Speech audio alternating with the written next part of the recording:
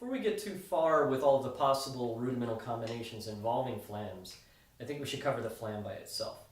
I really find that people get into trouble because we focus so much on the main note as opposed to the grace note. So the grace note is vitally important for building our speed and keeping things clean and consistent.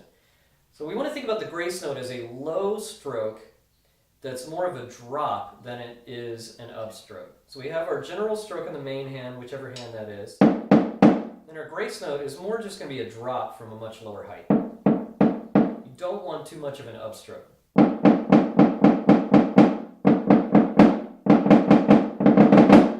This is going to allow us to build the speed, keep from popping those flams, and control our dynamics.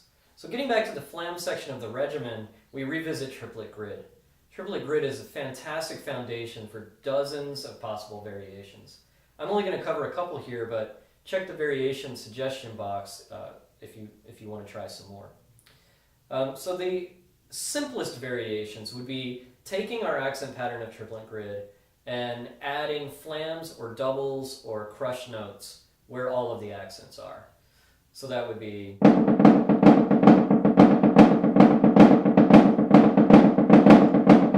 and so on, or with doubles.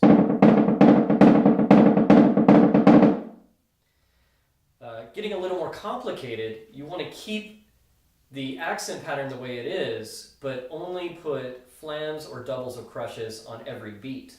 Don't follow the accent pattern. So that would look something like this.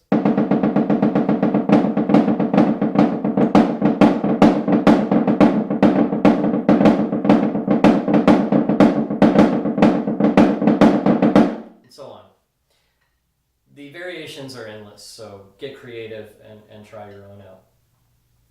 Now we get into the flam rudiment breakdowns. I cover flam taps, Swiss Army, mills, cues, and paradiddles. There are, of course, more, but I find these the most useful for our crossover into concert playing. So I really like to employ a marching technique here, and that is to break these things down into their skeletons. So if you look at flam taps, which a lot of people seem to have some issues with, it's really just triple strokes. So if we start with our flam taps and take one of the hands out or off of the drum, you should be able to hear what's actually going on.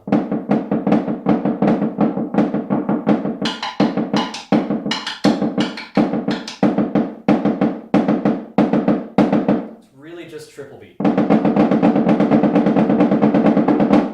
So once you figure out that it's triple beat, if you can stay relaxed and get that triple beat up to speed, it should translate directly into flam taps. Likewise with Swiss Army,